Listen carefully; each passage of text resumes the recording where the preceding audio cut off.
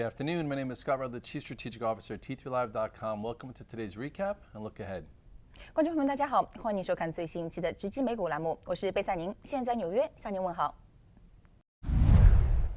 首先，我们来看一下美股大盘在今天的一个整体走势。那么，周三美股市场对于英国脱欧的恐慌情绪是继续减退，隔夜伴随着欧洲股市上扬，买方是趁机抄底入场。那么，这也推动了美股三大指数在周三是再次强劲反弹，道指盘中是一度涨幅超过200点，纳指和标普指数的涨幅也是接近1.5%。那么，原油期货价格是与股市同时攀升，表明所谓的风险投资偏好已经重新回到市场。油价因为油储数据下调是上涨2.5%，所以能源板块是领涨大盘，材料和交通类股也表现良好。那么金融和科技类股是紧随其后。标普500指数的10大板块今天是全线走高。那么此外，美国、加拿大和墨西哥的3国领导人目前是在加拿大渥太华进行一个领导人峰会。今年的会议从目前的这个情况来看，已经取得了一些不错的进展，比如3国就清洁能源是达成了一个合作协议，并在接下来会就各类国际事务继续进行讨论。好，那么关于美股市场的更多消息，让我们来听一下江议员我们带来的独家点评。So day 2 of the rebound, it looks like markets are recovering from the post-Brexit plunge. Do you think it's too early to say that this is really just an event, not a trend? Well, you know, on Monday I was on Fox Business and I had all the bears out there saying this was the match to make the blaze, and I said at this point, if you're a long-term investor, stay the course. Don't pull your money out. If you don't panic. If you went through the financial crisis or the Nasdaq tech bubble and you put money in an S&P fund every month, this will help your average cost and this shall pass. The same way when everyone said the European Union was going to break up over Greece or the government shutdown was going to create anarchy and got everyone out. Okay, not the time. But if you actively trade, yes, there are ranges to maneuver and there are ways to be responsible. And you had a big plunge, and if the market and the bears were going to stay in control, they probably wouldn't have let this bounce be as potent. What am I talking about? Look at the chart of the SPX. So here was your all-time highs. So you look back on it, what did we really do? We came in and we went back about a third of where we came from.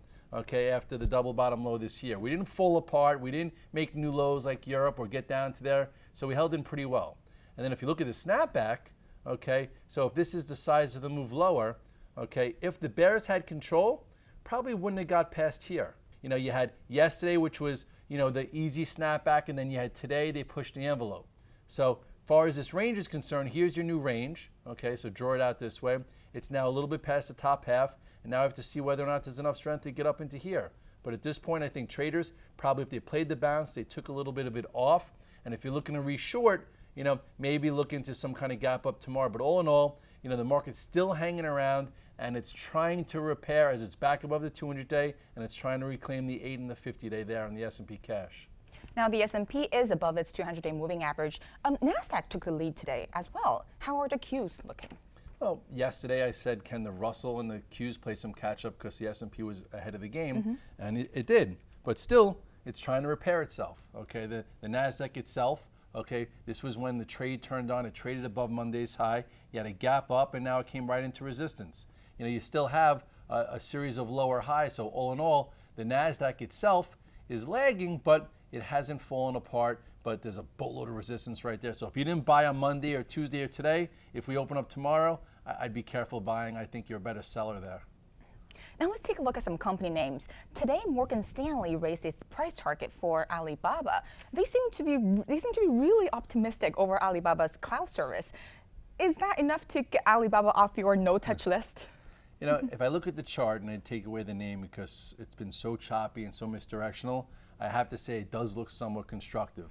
Sometimes you have to go through a lot of back and forth in order for a real move to happen. And if you look at the chart of Alibaba, okay, it's basically, been caught in somewhat of a downtrend that if, maybe there's enough stock changed hands and it gets above this spot here, you could see a move north of 85. Morgan Stanley typically knows what they're doing. So it's been under major consolidation. It has just been public for multiple years. And it's, I think Jack Ma said it's going to be an economy, not just a stock. Okay, so above this 80, perhaps next time it doesn't look back.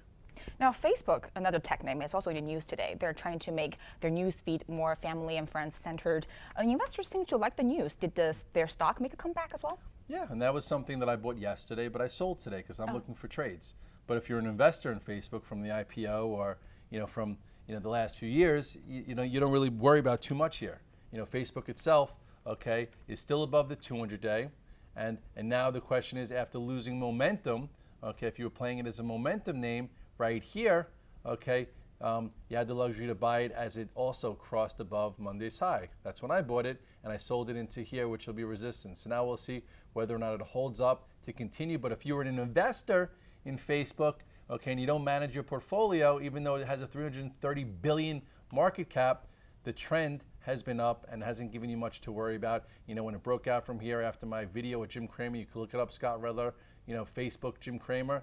The trend is still up, and it's been rewarding investors who have been buying the dip. Great. Well, thank you so much for insights, Scott, as always. And we'll see what happens tomorrow, last day of the quarter. Yes, so we will see if they were dressing up the windows to only bring down the skirts after it's over. 好，感谢您收看本期的《直击美股》栏目，我们下期节目再见。